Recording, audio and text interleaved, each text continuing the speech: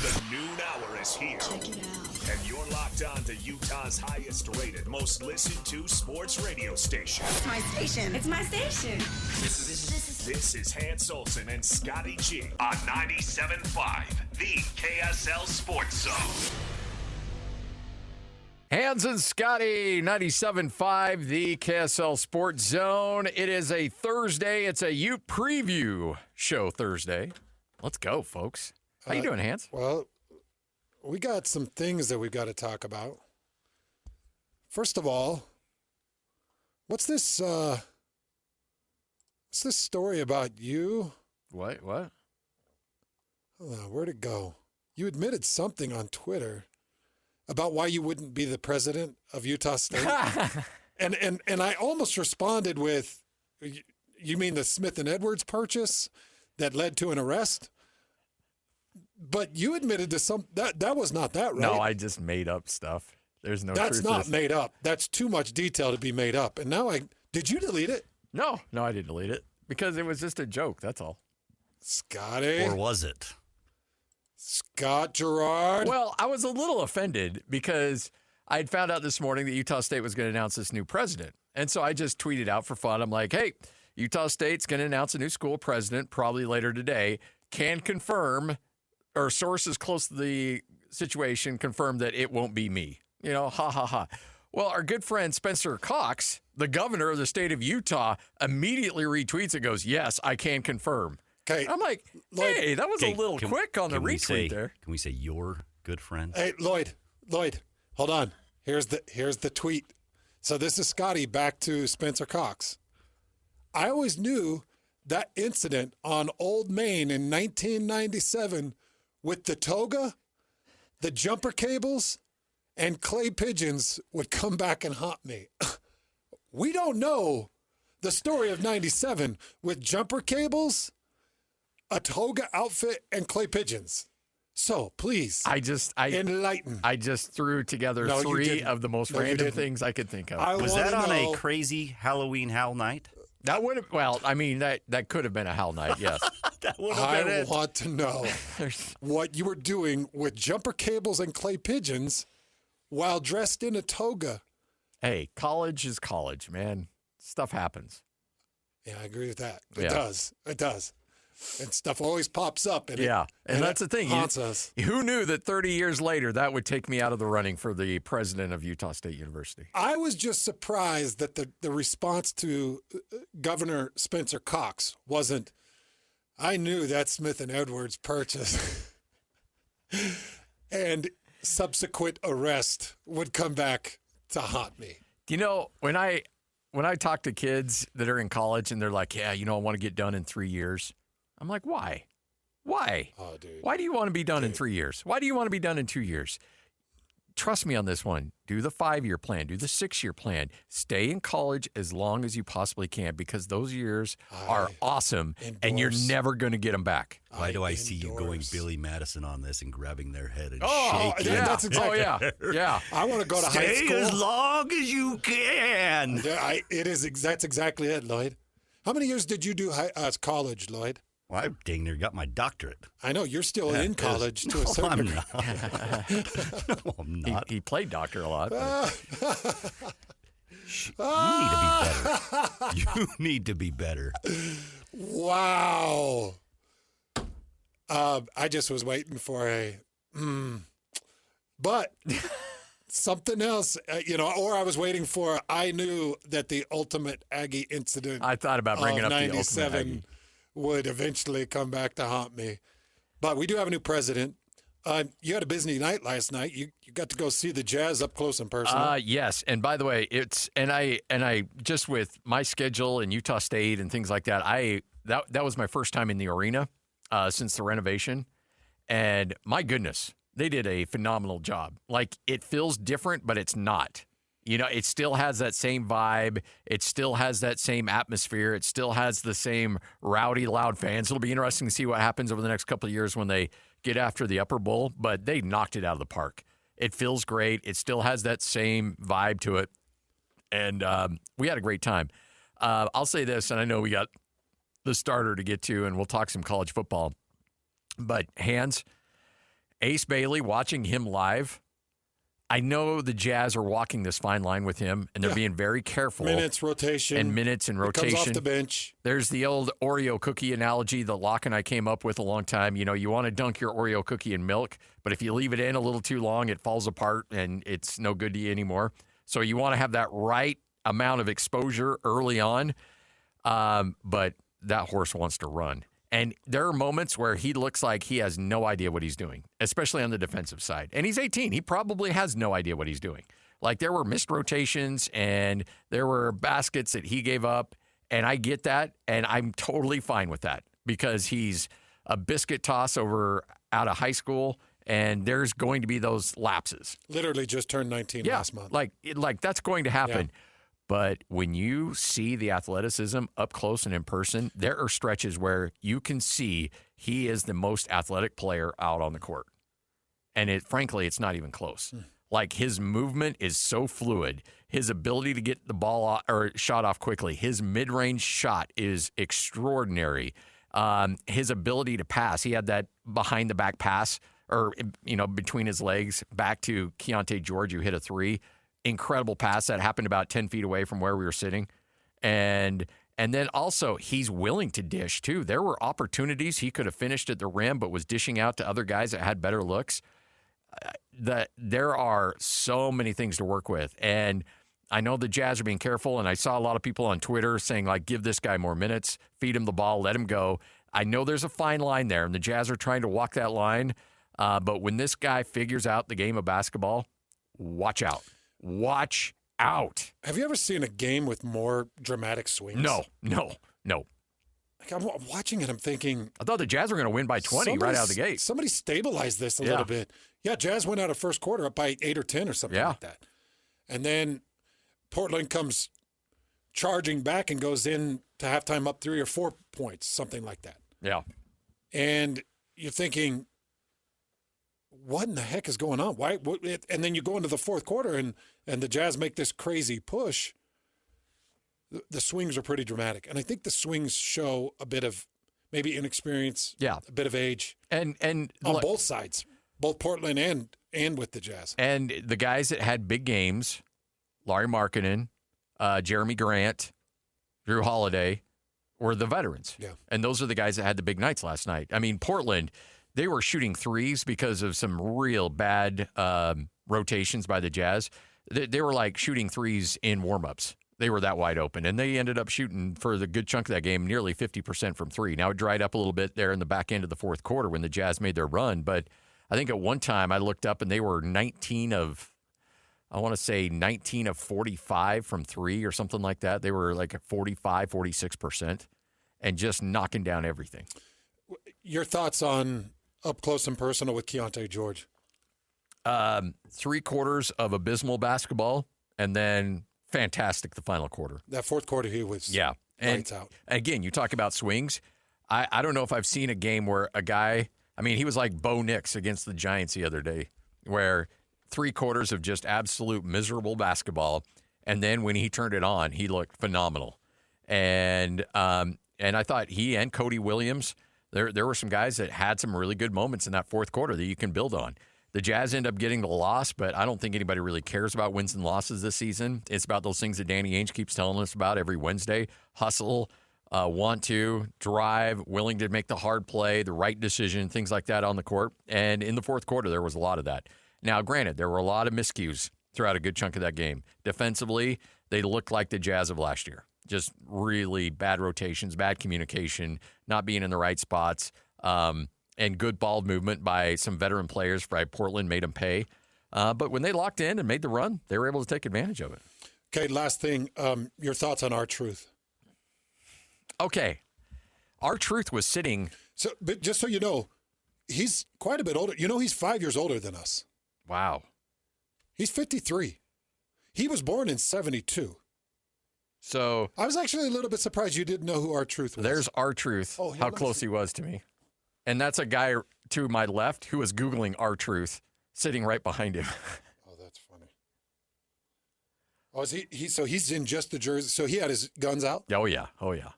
He came in wearing something, and then when they handed him the jersey, he's like, all right, well, that's going to give me an opportunity to go sleeveless. So he rips the whole shirt off, puts the jersey on, and off he goes. You know his real name's Ronnie Killings, Killings. That's what Google told me last night. He's a beast. Yeah, I had no idea who he was. And everybody comes up, and even my son. Now, my son doesn't watch wrestling, but he's like, Dad, who is that? I'm like, you never want to tell your kid you don't know. But you're like, I'm sorry, son, I don't know. But everybody came up and was taking pictures. And then there were some guys that were sitting to my left who were big-time listeners, and they were awesome. We had a good time chatting with them. And they were having a great time with him. And when me and my son left, I went up to him. I'm like, hey, did you guys know him?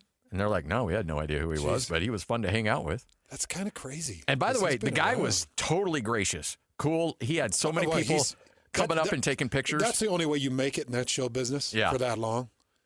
Because anybody that I've ever heard talk, and I'm so embarrassed to admit this, but I have gotten hooked, and I don't ever advertise podcasts, ever. Yeah. But I've gotten hooked on it's a WWE, it's a professional wrestling podcast, and they interview old wrestlers, and it's fun because they don't talk about the old wrestlers. They ask old wrestlers about their impressions of other wrestlers. Oh, okay. So, you get to hear the legends talk about other wrestlers.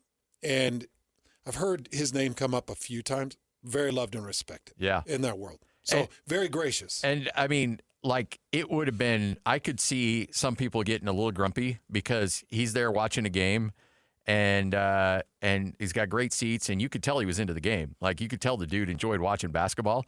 And every 5 or 6 minutes, somebody was coming up and tapping him on the shoulder and saying, hey, can we take a picture? Each stand up, big old thumbs up, big smile on the selfie and everything like that. Never showed an ounce of anger or annoyance or anything like that. And he's a better man than I would be because I'm like, hey, I want to eat my popcorn and watch a game. Was he still, were his pythons still around 20? Oh, yeah. Dude was. You think more than 20? Maybe a hair more, but really? I think you were about right on. Dude was just ripped out of his mind. Yeah, he's a beautiful athlete. Beautiful athlete. He looked like he had some football background. I don't know if he does or not. But. We need to talk to Alim. I guess Alim had him on the pregame. Yeah. So that's what Lloyd was saying. I didn't have a chance to talk to him because I didn't want to be that guy. I mean, like, hey, I don't know who you are, but I'm Scott Gerard. So on this podcast I listened to, the main guy. Don't turn that into a drop, by the way. No. This podcast I listened to, the main guy does impressions, and he's incredible. He'll do a Randy Macho Man impression that is just perfection. He'll do a Andre the Giant impression that is perfection. Like he's just mastered the voices, and those are the voices of my childhood. Watching the promos that were cut when Macho Man would be like, "Ooh yeah, 180. Yeah, we'll do another 180, Mean Gene." And you're just like, this guy is pure gold. And that's the reason I even listen to the podcast. I still love listening to those guys talk old stories. But what's sad is most of them are dead. Oh, yeah. I mean, that's some hard living. Most of them are dead, man. And it makes me sick because those are our legends. But like I told you, I think out of all the professional athletes in the world, I think professional wrestlers do the most damage to their body with what they inject, what they eat, what they consume, what they'll put in their body just to keep up to the norm, the level to keep them in the ring. I think they go to great extremes. You look at UFC fighters, they get drug tested, and they have to stay pretty natural in order to keep their body put together. Otherwise, joints pop out easy, ligament starts to stretch. They have to consume pretty good products in order to keep their body put together. These wrestlers... Look what it did to Mickey Rourke. What? He was a boxer. The movie was The Wrestler. Oh, man. Oh, dude. Now that movie. Yeah. That movie's a top 10. I didn't put that together. But have you seen that movie? Yeah. Marissa Tomei. He is... Yeah, she's incredible, but his performance in that... Yeah. People hate Mickey. What? Didn't he win? He won some awards for that, Yeah, I think he's won some awards. He is a hated person right now. Yeah. Oh, really? Yeah, everybody's hating on him. Oh, I didn't even know he was still with us. Talking about his facial reconstruction. Well, I mean, yeah, it did get a little sideways, like almost literally. Yeah, It's pretty sideways right now. Well, whoever was working on him, it's just not. Yeah, no. Look, I understand he may not be as lucrative, well off as maybe some other stars, but that doesn't mean you need to cut corners on that stuff. I think they even showed him at because the Dodgers were showing all these stars, well, these C-list stars. I think he was one of them that they showed. Would you stop it? What? you got to stop with this Dodger hate. I don't hate it. Well, Yeah, there you were a need to lot. back off. There were a lot of A-listers there. no, there Back was off my not. Dodgers. They had royalty there, like Who, Tobey Maguire? No, Prince, whatever. The dude Okay, that that's married, not royalty. married the girl from Suits. Prince. Harry. Yeah. Don't make me say it. Don't make me say it. I'm not that guy. I almost did. Hey, do you know who the most hated wrestler is? The name that gets the most attack Currently? Or all time? in this podcast. Like when they're talking to the legends, whether it's Stone Cold or there's actually two. Razor Ramon. But the one the most, no. Bret Hart. Really? Dude, Bret Hart He was a bad guy or what? just gets beat up. I mean, they just attack him. They're like, he was unprofessional. He was too rough. Like they just attack the guy. Wow. Bret Hart gets on. He's like, man, all I am is Hall of Famer. I don't know what you're talking about. I don't know what your problem is. Wow. Well, that's too bad. And by the way, he's one of my all-time favorites. Yeah. The Hart Foundation was my all-time favorite. My all-time favorite tag team was the Hart Foundation. The British Bulldog, loved him. Just Beefcake, Beefcake, Oh, yeah, yeah. the best. Do you watch any of it now? Or are you, Not as much. yeah. Not nearly as much. Like I'm not. They kind of lost me on the Roman Reigns. Actually, I really started to get lost on The Rock. I wasn't a big Yeah. fan of that generation. I'll tell you when it really started to fall apart from me was when NWO? when Hulk Hogan took the heel stand Yeah, I didn't like that. and went over to NWO and teamed up with Razor. See, and I Nash. actually loved that part of it. Did you really? That was Was it- when I was And X-Pac. Yes. When he painted the beard black. Yeah, and- the beard black. There Nah, was that's- just something about that bad guy. I don't know. That was our childhood, though. That was like Mr. All-American, good dude. I tell you Well, what. I did not like how that went. Everybody talks about when Twitter fell apart.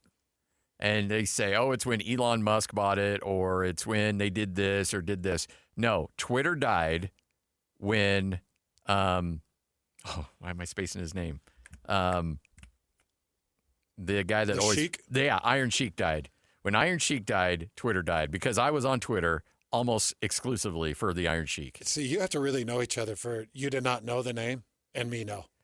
Like I have to really know you Yeah, I know. because you didn't even give me a hint. No, I know. But his Twitter was awesome. Yeah. And I know he probably had a bunch of people sending out tweets for him, and that's okay. But some of his tweets, now granted, you don't want to read them out at family reunions or when you're over at dinner at mom's house. Don't do that.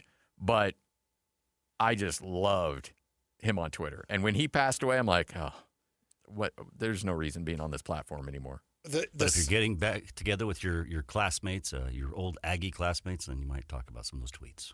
Yes. Yeah. the second most hated wrestler, Oh, yeah. Who? Goldberg. Really? Yeah.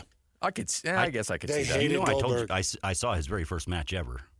Oh, it was here in Maverick. It was here the at old Maverick Center, right? Yep. His very first match, win number 1 of his illustrious streak.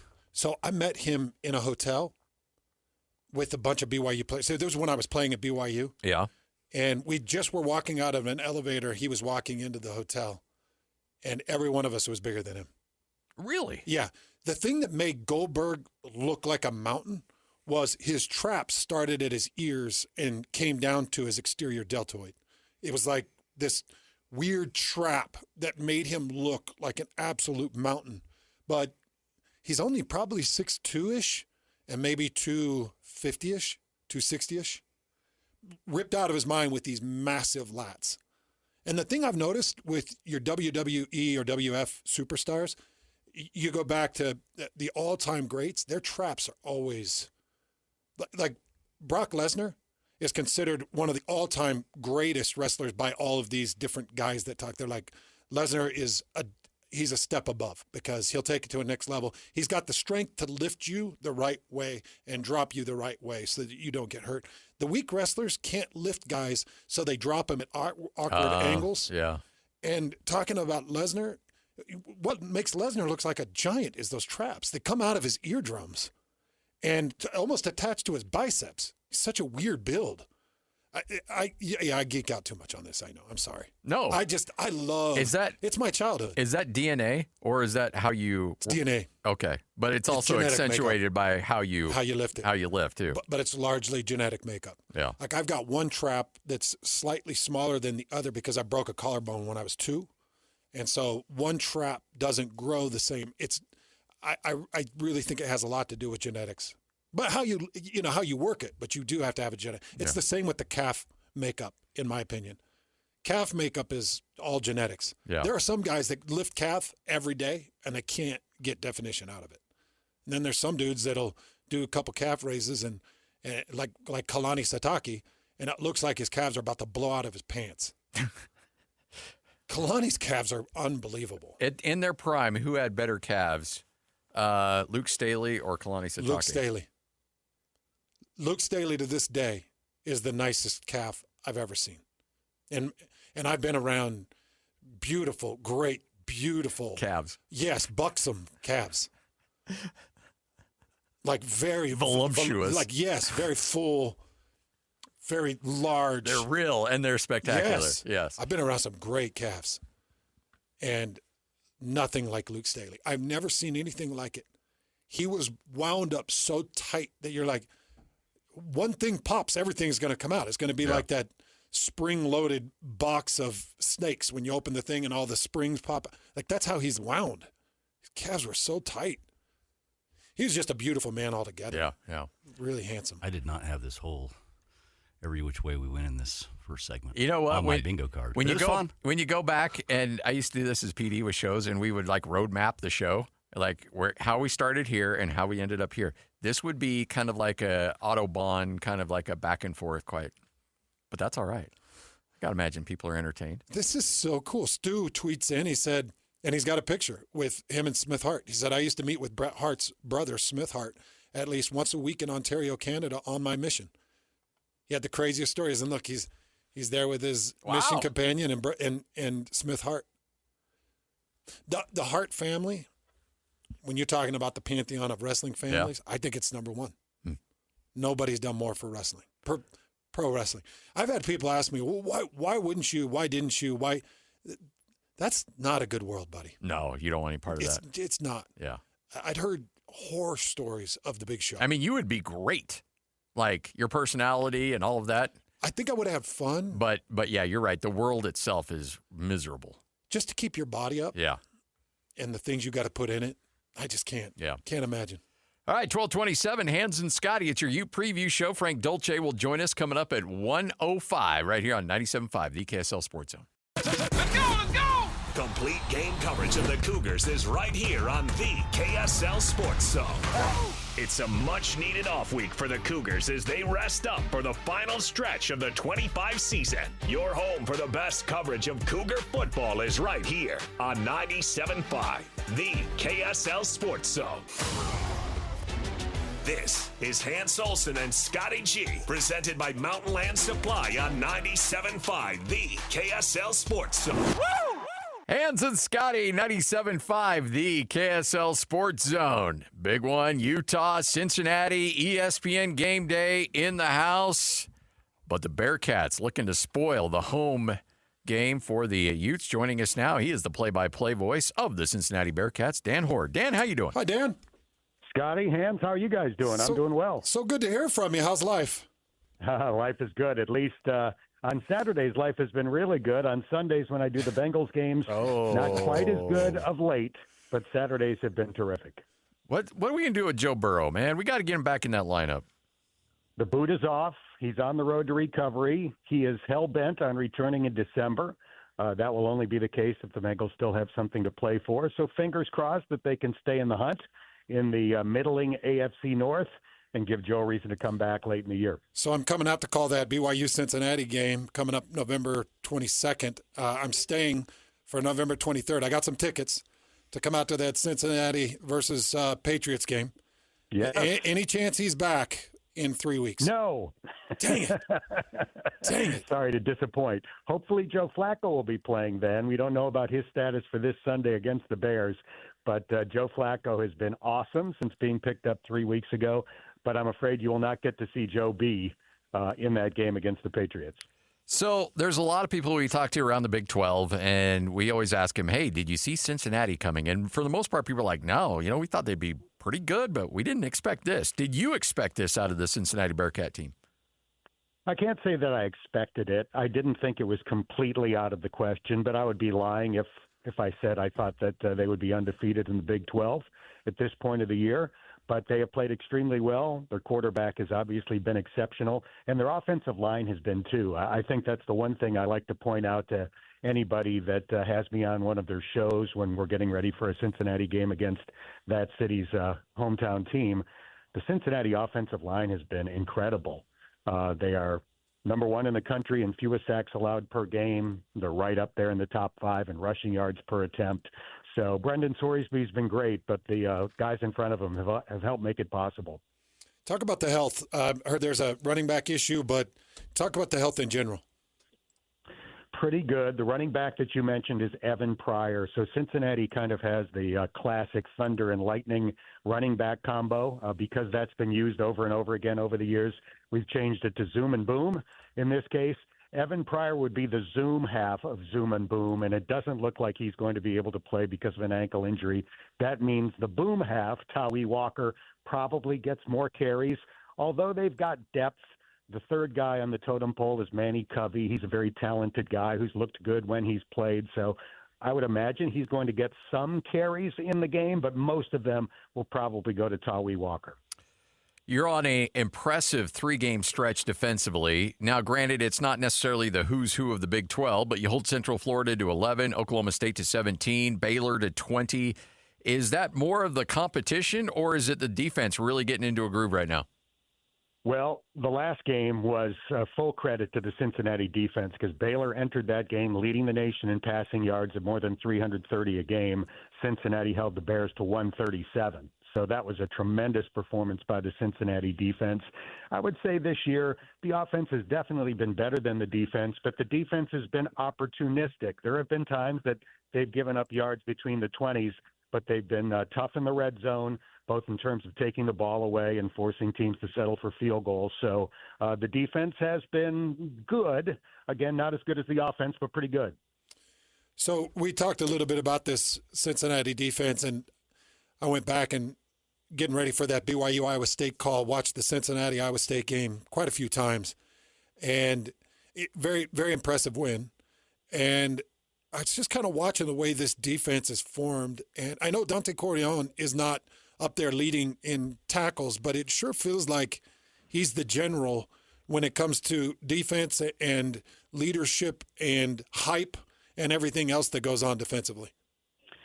Dante Corleone is one of the best defensive linemen in the country. Unfortunately, he has not been healthy this year. He suffered an ankle injury. I think it was in week 2 against Bowling Green. He missed a couple of games, and he has not been himself since. They're trying to kind of have him on a pitch count. I think 2 games ago he played 23 snaps. Might have been a little more than that last week as his ankle continues to get a little bit better. But Utah is not going to be seeing Dante Corleone at his toughest, roughest, and scariest, because when he is 100%, he is a wrecking ball in the middle of the defense, and he's still good, don't get me wrong, but I don't think you're going to be seeing the guy who's going to be playing in the NFL next year. Brendan Sorsby, you like a good touchdown-to-interception ratio. 20-1 is pretty good. Plus 7 touchdowns on the ground. Kind of walk us through how he's developed his game and why he's playing at such a high level. It's his second year as Cincinnati's quarterback, and he was pretty good last year when he transferred to UC from Indiana. But as the season went along and the schedule got tougher It seemed like they were kind of backloaded with their better Big 12 opponents last year. His wide receivers couldn't get open. His tight end could. They've got a really good tight end who's back in Joe Royer. But his receiving crew last year just was not able to get separation against the creme de la creme in the Big 12. So those guys are all gone. Basically, their top 5 wide receivers are all new. They've all come in the transfer portal, and they're all good, and they're all contributing. Cyrus Allen is the best of the group, but the other 4 guys, Jeff Caldwell, Caleb Goody, Noah Jennings, Isaiah Johnson, they're all making significant contributions. So the improvement that Brendan Sorsby has made is legit. He's gotten better, but he also has much better weapons to throw to than he did a year ago. Sorsby is an interesting study, and, this team has a lot of different areas that they really excel in. You talked about the offensive line only giving up 2 sacks on the season, only giving up 26 TFLs total, which puts them in the top 5. Incredible what they're doing, and they're scoring offense. Talk to me about Brendan Sorsby's finest characteristics as a quarterback. Is it his passing game? Is it his scrambling, or is it his unpredictability? What is it that really identifies him as a great quarterback? I think it's the fact that he is a true dual threat. So there are some guys that are really good throwers, and maybe they can run well, okay, and guys that are tremendous runners, and maybe they can hurt you occasionally with their ability to throw. Sorsby is a true dual threat. If the defense is really good and lined up to defend the pass, he'll kill you with his running ability. If the defense is completely designed to stuff the box and take away the run, he'll kill you with his throwing ability. So I would say of the top quarterbacks in college football, he might be the closest thing to a true dual threat this year. What are your thoughts on coming to Rice-Eccles? What's the mood of the team on a very difficult place to play, especially with all the national attention this game's going to get? No doubt. It's been interesting talking to the Cincinnati players this week because more than any team that they've played in recent memory for me, so not just this year, but within the last 2 or 3 years, you can really tell how much they respect Utah. And I think they look at Utah kind of in the same light as they look at themselves. A team that is good, but maybe doesn't get the respect it deserves. A team that's built on, recruits that are not 5 stars, but more blue-collar guys that play with a chip on their shoulder. So I think they kind of look at the personality of the team as a mirror image, and as a result, they really have a ton of respect for Utah. Is this the first game day experience as far as ESPN's game day being at the game for Cincinnati in some time? Cincinnati has hosted once. When they went to the college football playoff in 2021, they hosted a game that year. I think it was against Tulsa for the league championship, and Cincinnati won. The year before that, or maybe 2 years before that, they played a road game at Central Florida. That was the game day game. So they played in a couple, one at home, one on the road. This will be the first time since 2021. All right, so this is a selfish question. Hans does color work for BYU. I do the play-by-play for Utah State. And on Sunday, we try to do a podcast, and we're just completely drained and just dead tired, and we sound like we're hungover. I can't imagine. I got to imagine, so you'll call a game on Saturday, probably hop on the team charter, and then call an NFL game the following day against the Bears. Correct. How are you able to pull that off? Because, man, I don't know. I know for me, I'm done after a Saturday. It is my own version of The Amazing Race. I'm incredibly fortunate to be able to do it, and coffee is my drug of choice. So I will be consuming massive amounts of caffeine following the game on Saturday night. We're expected to land around 6 in the morning in Cincinnati. Kickoff is at 1 o'clock against the Chicago Bears. So I'm not sure that I will be bringing my A-plus game, but hopefully it'll at least be a B-plus game. Jeez. There you go. In your time doing both, how many times have you had a hiccup? I've never missed a game. Wow. I've arrived a little bit late for a pregame show. We go on 90 minutes before kickoff, but I've never missed a full pregame either. So far it's worked out. I'm knocking on wood as I say that. There have been a few instances. This is my 15th year of doing both. There have been a few instances where I simply could not do the University of Cincinnati game. It's physically impossible. For example, the Bengals have played in London a couple of times, so I had to miss those games. So when that happens, They're very understanding. And in the Big 12, as far-flung as the league is now, it's probably going to happen every few years going forward. But thankfully this year, no problems. I love it. I'm So it's saying that, amazing. hoping that charter makes it back on time this week. You're living the dream, man. What No an doubt. incredible dream. What a great job that you have. So let's say that game was in Pittsburgh. Would you fly commercial then from Salt Lake to Pittsburgh, or how do you make it when you're not at Cincinnati for a home game? Yes. So under those circumstances, if it was possible, I would fly commercially from Salt Lake to Pittsburgh. Now, as I said, now that the Big 12 has expanded with teams in Utah and the teams in Arizona, there are probably going to be situations going west to east where it's just not going to work out. Just so happens this year there are no games that fit that description, thankfully, but it's bound to happen going forward now that there are, the basically 5 Western schools with Colorado thrown in there as well. Wow, that's awesome. I love guys that just find a way to make it work. Really cool stuff, man. We appreciate it. Have a great call, and look forward to catching up with you again for that BYU game. We can talk about where to get the best chili, all right? Happy to give you my best advice. All right. Enjoy Salt Lake. I will. Thank you very much. There he is. Now, again, they'll be here in Salt Lake for the Utah game, and then you with BYU will be out there. Yeah. Coming up here in, 2-3 weeks? Yeah, 3 weeks. 3 weeks, that's right. So, and you mentioned the chili, the Cincinnati chili. Yes.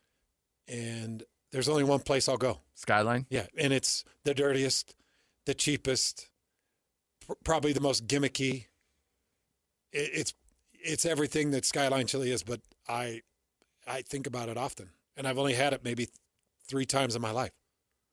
That's crazy. It's just one of those dumb gimmicky things. I was in the Cincinnati airport. I can't remember. It was a layover, and the Skyline Chili had a spot in the airport, and I was like, I can't do it with onions and stuff. I'm going to be on a You should have plane, gone to hit that. and I'm going to be sitting next to somebody, and I'm like, I don't know if I want to make everybody's life miserable. You get the 3 Skyline chili dogs, 3 dogs heaped with the Skyline chili, heaped with onions, fresh shredded cheddar, and you just sit down all alone. Box yourself out. Just to completely envelop your mind and body into that dish of Skyline chili. That's what I do. Yeah. Even if the last time I went, I was with my wife, and I just completely ignored her. I was like, this isn't about you. Yes. This is about these dogs and this chili. It needs me now. I'm curious to know because Greg he's got a fine taste. Yes, he does. I don't know if you're going to be able to get him in that place. He has a very socialized palate. Yes. No, I won't. And this may be one of those times we go our separate ways. Okay. And we do it cheerfully, Yes. knowing that someday we'll unify again. Yeah. But on this one, we're gonna. If he doesn't want to slum it at Skyline, then I might just put on the old tank top and mustard stain, Let's go. weaved leather belt, Yep. and flip flops and head there myself. As you should. Sweat bottoms. I quit. I give up. What you may miss coming up next. Hans and Scotty, 97.5, the KSL Sports Zone. Utes get set for another huge Big 12 game as they square off against Cincinnati. Your home for the best coverage of Utah football is right here on 97.5, the KSL Sports Zone. This is Hans Olsen and Scotty G, presented by Mountain Land Supply on 97.5, the KSL Sports Zone. Hey, I don't know who you are, but I'm Scott Gerard. I'm glad we could clear that That up. was taken completely out of context. I'm just Or glad we was could it? It was, and clear that But not up. really. That is what Scotty told R-Truth as he met him for the first time. Think about that for a sec. How did he respond? hey, I don't know who you are, but I'm Scott Gerard. R-Truth had to be like, He shook my hand and said, "It's nice to meet you. I'm R-Truth." R-Truth.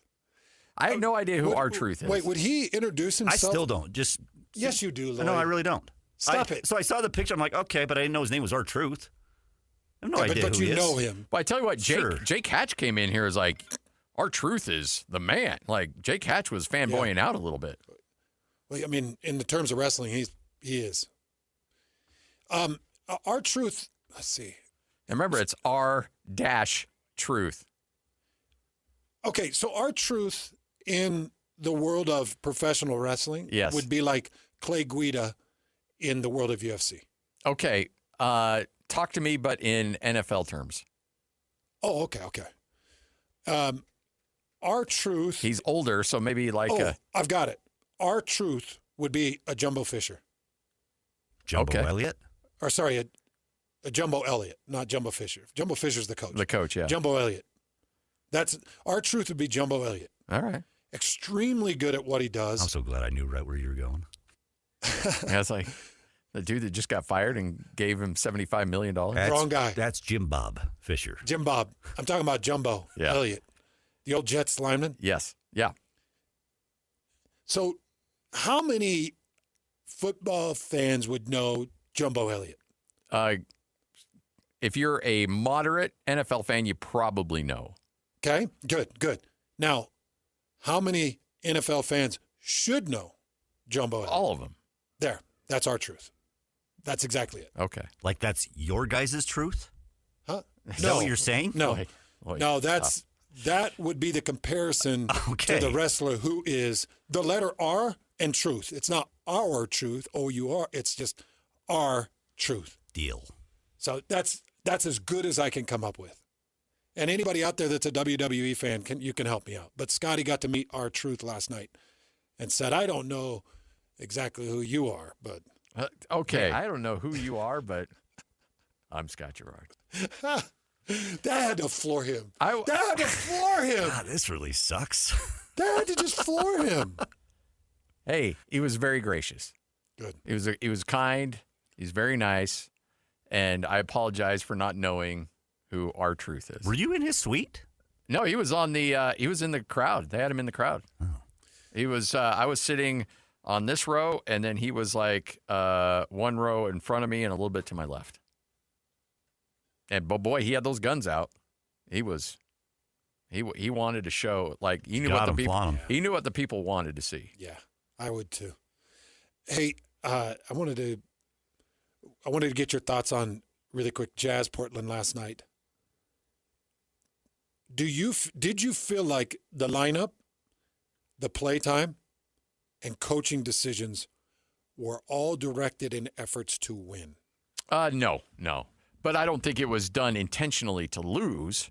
I think that there is a big emphasis on development. And I think that development is really centered on Taylor Hendricks, Keontae George, Walker Kessler, and then I think Ace Bailey will gradually come up into those ranks.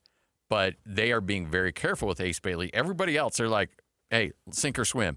And look, Walker Kessler's had some great moments in the first 2 or 3 games. Walker Kessler was not great last night. Got beat defensively like crazy, a lot of turnovers. Just didn't seem like he was really zeroed in like he should be, or like he was in the first few games of the year. He just, for whatever reason, didn't feel like he was playing his best basketball. Taylor Hendricks, though, you can see he's healthy and he's starting to get used to his body and trusting his body a little bit more. I thought he was great. Keontae George was awesome in the fourth quarter, miserable for the first 3. But I think those are the ones that they're really throwing to the wolves right now and saying, all right, let's see what you guys can do. Because they're a collective 3 points away from being 4-0. Yes. Yeah.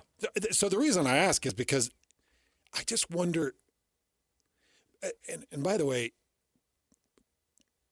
Will's comments in the postgame were really pointed. Yeah.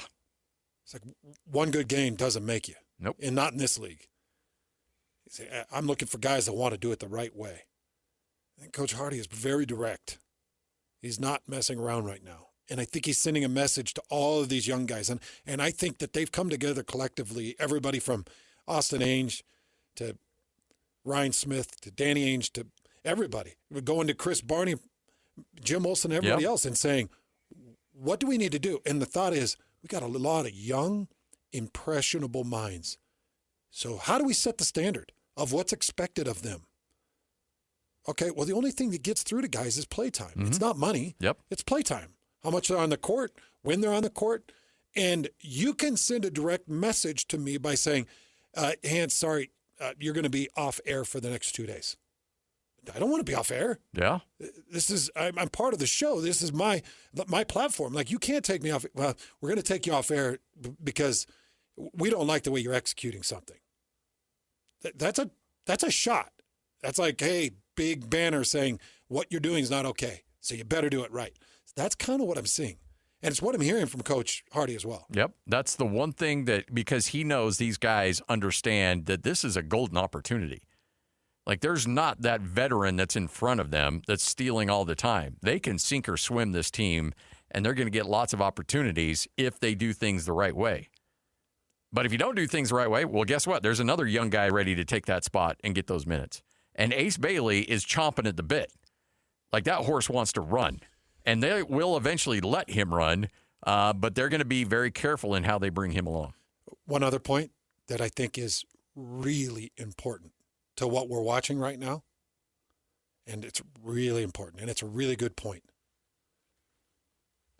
Every one of the players on the roster knows who the big dog is. Ace Bailey is not going to wag Will Hardy. No. Larry Markkinen is not going to wag Will Hardy. Will Hardy will wag them. Mm-hmm. I think that that's a really important social construct that you have to build and say, here's the deal. This is the world you live in. Shut your mouth, play defense, grow, develop, or you're going to sit the bench and you're not going to dictate how I coach. You're not going to get me fired. You're not going to get me reprimanded. You're not going to talk to Ryan Smith and have me in a meeting talking about who wags who. I wag you. Shut your mouth and play the way I'm asking you to play. I think it's a really important thing when you've got young guys. And look, you got a number 3 overall or number 5 overall pick that comes in, and it would be very easy to be like, hey, I'm the number 5 overall pick. I will tell you how many minutes I'm going to play. Exactly. And they set the standard very quickly. Look, Jerry Sloan did the same thing with Darren Williams his rookie year. Exactly. You go back, Darren was losing his mind because Milt Palacio, of all people, were getting the starts over him. And Captain Crunch. You could tell that he was angry and upset. And he talked about all the time. He called Bruce Weber, his coach at Illinois, and said, like, this is ridiculous. I'm way better than these guys. Why am I not starting? And Bruce Weber's like, your coach is telling you the hierarchy of how things are working, and you better respect it. And by the way, I'm not saying that Coach Hardy needs to be a Phil Knight. I'm not saying that. Because I think Will Hardy's the type of guy that's going to be like, hey, Ace, just so you know, your 18 minutes coming off the bench last night, this is what we see for you in your future. It's best for you. Oh, yeah. How do I know? I'm sorry. I came up with the Boston Celtics that won the championship. I probably should have been their head coach. I've got the full backing of the NBA. I could be anywhere I want, and I'm here with you. Yeah. So shut your mouth. Just do what I ask, but here's all the reasons why. It's not like he's just hitting him in the face with well, I'm bigger than you. I'm more important than you. I could see him being very diplomatic in the address of why and what. Tatum, Brown, I know how to bring up young superstars. Work with me. Yes. All right, Hans and Scotty. Frank Dolce is here. It'll be your U Preview show coming up next, 97.5, the KSL Sports Zone.